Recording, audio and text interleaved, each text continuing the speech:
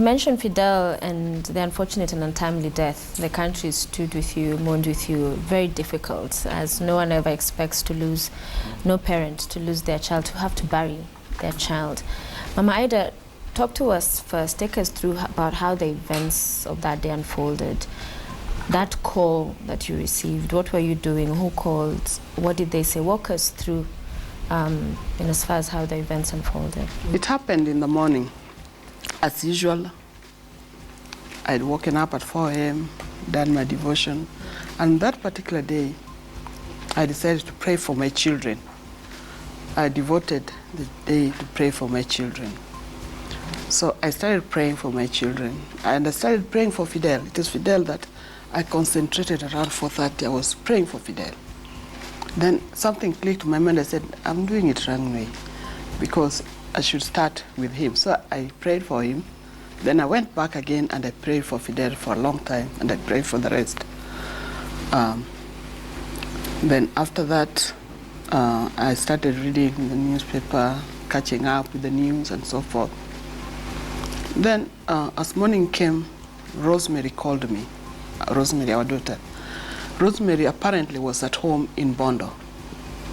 And then she told me, when she called, she said, Mom, where are you? I said, I'm in the house. We call this place house.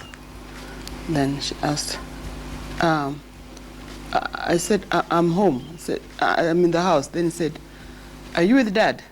I said, yes. Is he there close to you? I said, yes. Then I said, what is it? Then he said, I've just received a call from Luam. And she was crying. And she's saying that Fidel is not breathing. That's the news I got, and that was the end of Rosemary's message. So I just got up. I screamed, and I got up. He asked me what? And I told him Fidel is dead. And I grabbed whatever the cloth that was near me. I put it on, and I went down quickly, got the car keys, and he was from the gym. He had left me as usual. He has gone to the gym and he was back. So he changed off from his gym clothes and we drove to Fidel's place. Then as we were driving out, then I realized, oh, we don't have a driver. And I said, I will drive. We got to the gate, and I told the gate, the security man at the gate to jump on the back seat.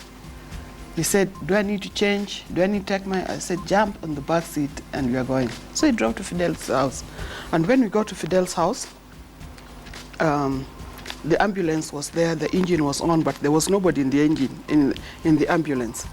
So we got in and we found these people trying. We went upstairs and we found the paramedics from AAR trying to resuscitate him. That time he was still flexible and we thought it would work, but it never did. And that must have been heartbreaking. Very hard. Very hard.